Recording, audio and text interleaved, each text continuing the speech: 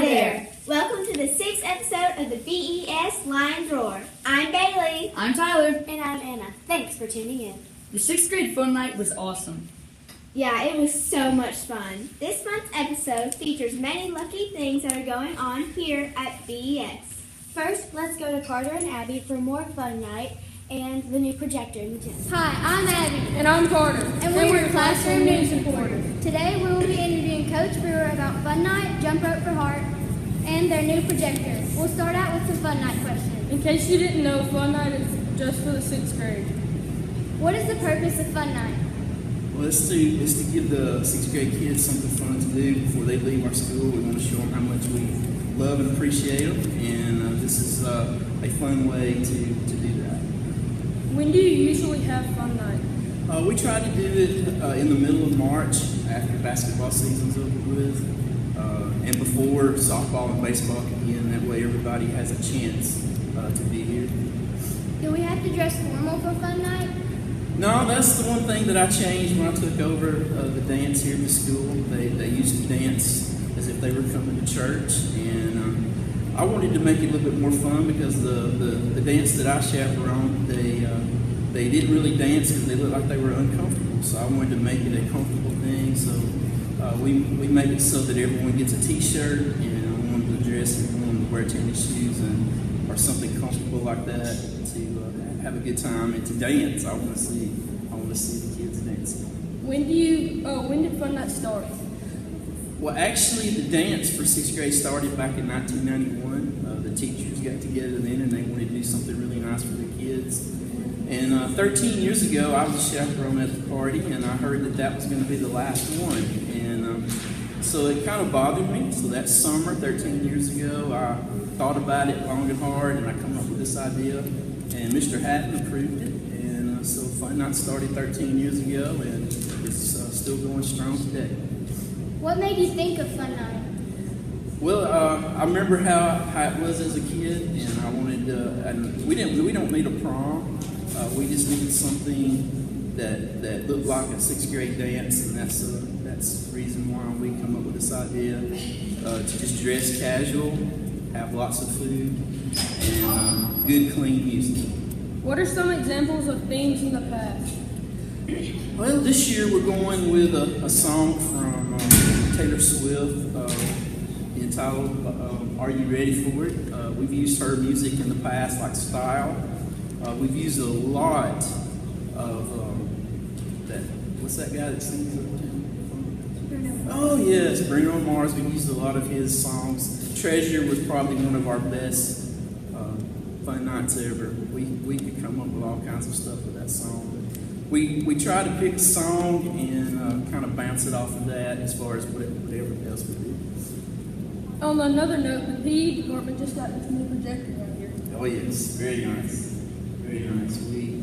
We are thankful to the school and to all the faculty for allowing this to happen. This was very expensive, but I see a lot of positive things. We've often found videos or things that would show what we're talking about a little better, and this is going to provide that for us, as well as when we have activities in the gym, the guest speakers will be able to use this as well. And I know there's already big plans in the works next year for even the principal to use it, Miss Fields to use it, to talk to the parents. So this is going to be a big asset to our school. We also have a few more questions about Jump Rope for Heart. How long have you been doing this fundraiser? Well, Jump Rope for Heart has been going on now for 30 years here at school. Miss McCabe started it some 30 years ago, and it is it's for a good cause. There's a lot of people out there that have heart condition problems, or they have they've had strokes, and I think this organization has the American Heart Association has caused people to live longer through their methods that they have come up with through our donations. What are the benefits of this fundraiser? We, of course, we want Brooks Elementary to be well represented. That's why we encourage everyone to donate as much as they can. but we want our family, we want our friends, and people that we really don't know to benefit from this. And so we want everybody to live as long as possible, and this is one way that we can do that. Those are all of our questions we have for today. We thank you for all the answers and for the time you gave us. You're very welcome. Now let's get back to the studio. Just like the new projector in the room, there's new equipment coming to Miss C's room. Yeah, Mrs. C just got a huge grant. Let's go to Maggie and Mackenzie for an interview with Miss C. Hey guys, I'm Maggie. And I'm Mackenzie. And we're your classroom news reporters. Today we're here interviewing Miss C about her music grant. Our school sure is lucky to have her as our music teacher. She was also really lucky to get a $20,000 music grant. How did you feel when you found out you received the grant? Well, very excited because I did not think we would get it because we have to compete with schools all across the state of Alabama. When did you apply and how long did it take?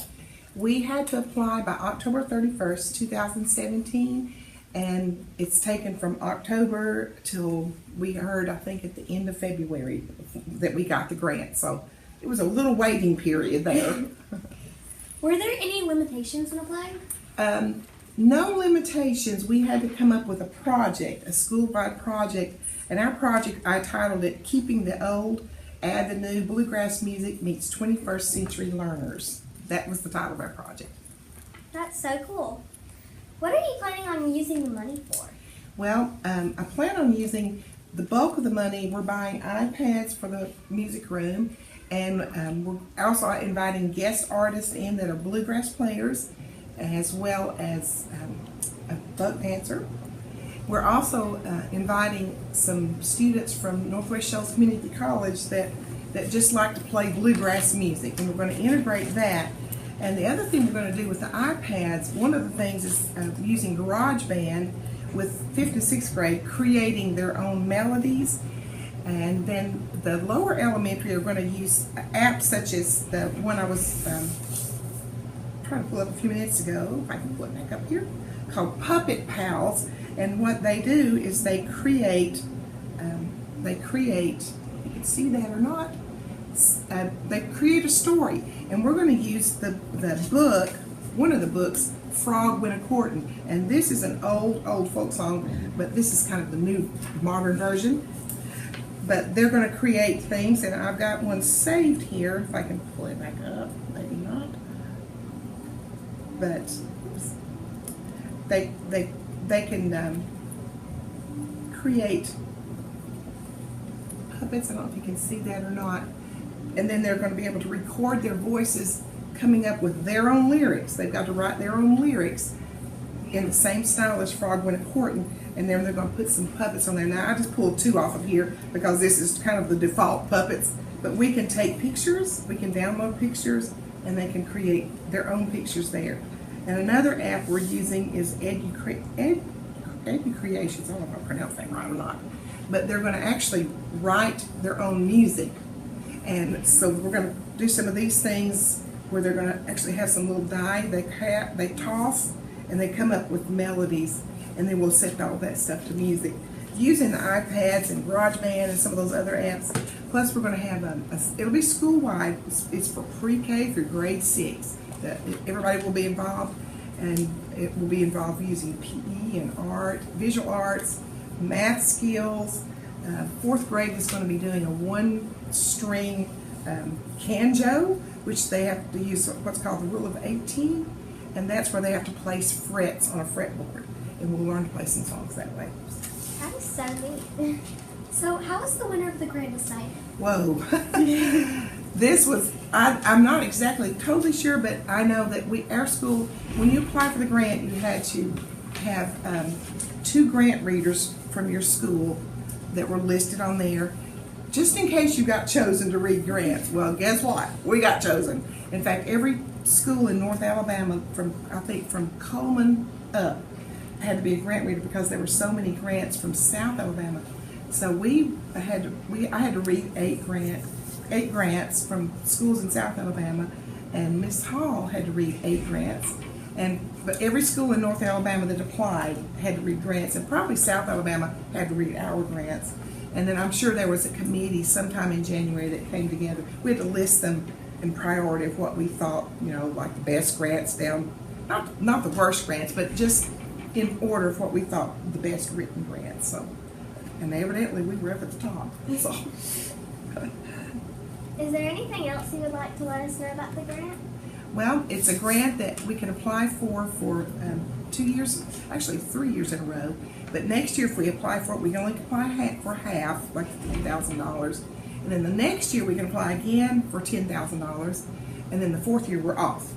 But any school in Alabama can apply for it. Any school. Thank you so much, Mrs. C. But that's all the time we have for today. Thank you. Now let's get back to the studio. The ball will be under this cup. Okay.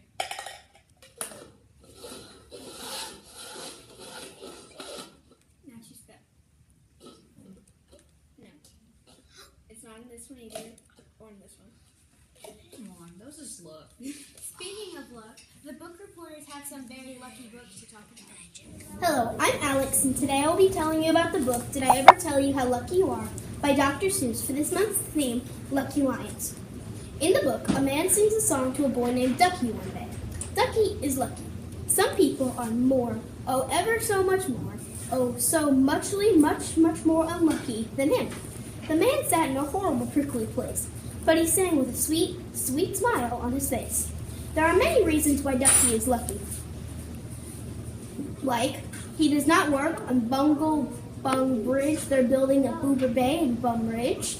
He is a poor hardened heart who took his throng dimbulator apart. And he's not Professor DeBreeze, who spent 32 years teaching Irish ducks to read Javanese, and so on.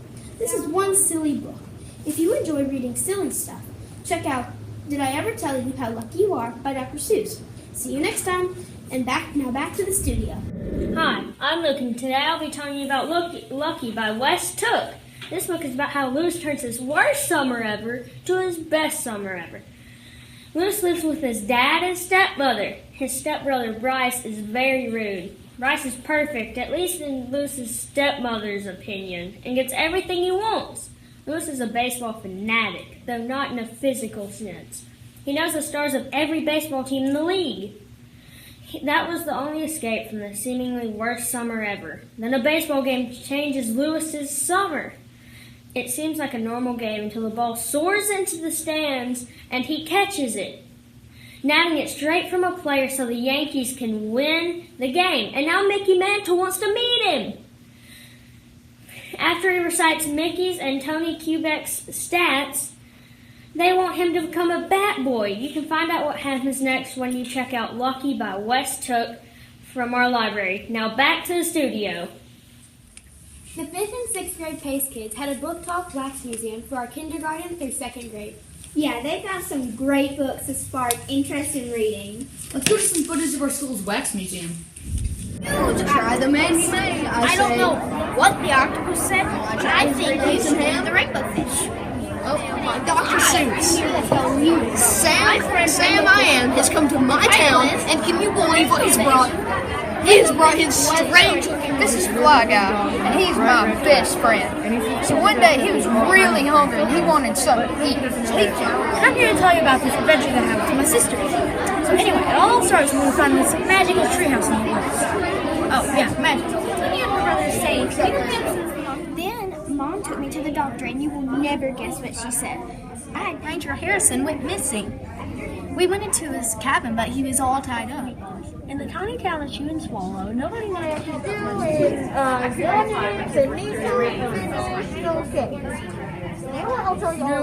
I really... Bless you. Those spring allergies are really starting. Why do people have allergies? Let's go to Gregory to see if he knows. Hi, I'm Gregory, and I'll be telling you the diverse and wild weather we've been having this month. On March 12th, it was quite cool, and on Tuesday, Wednesday, and Thursday was very chilly. This month, we've had about 1 1/10 of rain, with a daily average of 0 2/10 of rain. Since we're on the topic of rain, do you know how rainbows are made? Rainbows are made from light reflecting off of water. That's why often you see rainbow after rain showers. Coming into spring, our allergies are starting to act up, and you may sneeze or have itchy eyes, among other things. Allergies are caused by plants and plants starting to grow. Does anybody here have a green thumb? Well, I sure do. I love working in the yard. Since it's now spring, people have flowers all over the yard, and you may even see wildflowers while driving down the road. Since we're on the topic of flowers, have you ever found any four-leaf clovers? I haven't, but maybe one day I will find one. And by the way, you might need to check out our school garden when you go to lunch. I'm Gregory signing off. Well, I'm pretty hungry. You're always hungry. Anyway, I'd be lucky to get some food right now. Well, it's your lucky day. The food critics will be telling us about some green foods. Hi, and welcome to our kitchen. Our theme for this episode is It's Not Easy Being Green. So today we will be giving you some fun and healthy facts about some great green foods. The first green vegetable is broccoli. This small veggie is also a type of cabbage and can heal small cuts and wounds. Our next great green food is spinach. Spinach is a muscle builder. It can reduce the risk of having heart disease or a stroke. It's low in fat and even lower in cholesterol. In fact, spinach is great for your skin. So in other words, it's loaded with good things for every part of your body. So be like Popeye and eat tons of it. The next green food is the bell pepper. You might think that this pepper would be spicy, but it's actually really sweet. These peppers are really low in calories and also keeps your eyes healthy. A green bell pepper is fully loaded with vitamin C. Another great green food is green beans. Green beans are also the protective pod or shell of various beans. They are also loaded with tons of fiber. Our last green food is cucumber. This amazing green food contains lots and lots of vitamins. They are also known to help ease feelings of anxiety and stress. I hope you enjoyed our information on green foods and how they are healthy and helpful for you. Now that's all from your food critics. Now let's take it back to the studio. On the topic of luck and St. Patrick's Day, I wonder what sports are like in Ireland. I've wondered about that too. Let's go to Carson and JK for more about that. Welcome back to the Lions Roar Sports Talk. Just a reminder, Jump Rope for Heart began in 1979, and our school has been a supporter for many years. By donating, you're helping kids with the heart disease. Jump Rope for Heart is a program that will teach us heart-healthy habits. Now let's talk about women's basketball. A.J. Wilson helped South Carolina become the first Southeastern Conference women's program to win 4 consecutive tournament titles, snapping the nation's longest winning streak at 32 with the 62-51 upset of Mississippi State. Mississippi State's new record is now 32-1. Asia Dirk scored 17 points, and Sam Fearing converted a key three-point play in the final minute, helping Louisville beat Notre Dame 74-72 to win its first Atlantic Coast Conference tournament title. Gabby Williams scored 19 points to lead UConn to a 70-54 victory over South Florida in the American Athletic Conference Championship. Let's talk about men's basketball. Bryce Brown scored 29 points, making 8 three-pointers, and Auburn claimed at least a share of the SEC title with a 79-70 comeback victory over South Carolina. Chris Paul scored 25 points, and the Houston Rockets beat Oklahoma City Thunder 122-112 for their 16th straight win. Stephen Curry scored 34 points with 6 three-pointers, and the Golden State Warriors won their 6th straight since the All-Star break by beating the Brooklyn Nets 114-101. Kobe Bryant won an Oscar for the Academy Award for the Best Short Film. Kobe Bryant is now retired from the Los Angeles Lakers. Basketball is coming to an end for Pro 2 youth leagues. The NCAA tournament, March Madness, is about to start. There are about 68 teams in the NCAA tournament, and the top 3 in the SEC teams are Auburn, Tennessee, and Florida. March Madness is one of the biggest basketball events. It includes 68 teams that play in a single elimination tournament with about a 3-week length. The Final Four is the last round with the top 4 teams. March Madness got its name from TV broadcaster Brent Musburger in 1982. He used this term to describe the NCAA tournament during its TV broadcast. Ever since, it has been tied to the NCAA men's basketball tournament. Recently, the Brooks Youth Basketball League end-of-the-season tournament took place. The boys' league champions for the 6th to 8th league was the gray team, and the 9 through 11 was the orange team. The girls' 6 through 8 team was the green team, and the 9 through 11 team was the black team. Congratulations to all the teams who placed. Now that has ended, basketball has ended, baseball and softball have started. That's right. If you play an outdoor sport, make sure you stay hydrated and protect your skin by wearing sunscreen. In basketball, there has been many lucky shots. Football, many lucky touchdowns. In soccer, many lucky goals. Brooks JV and V baseball games have just begun. There's going to be a bunch of upcoming games for the V softball. Also, golf and tennis are starting up too. Hey JK, have you ever heard of hurling? Actually, I have. Hurling is an outdoor sport of Irish origin. It is considered the fastest field sport in the world. The objective of the game is to hit a small ball through a wooden post using a hurley, a wooden stick.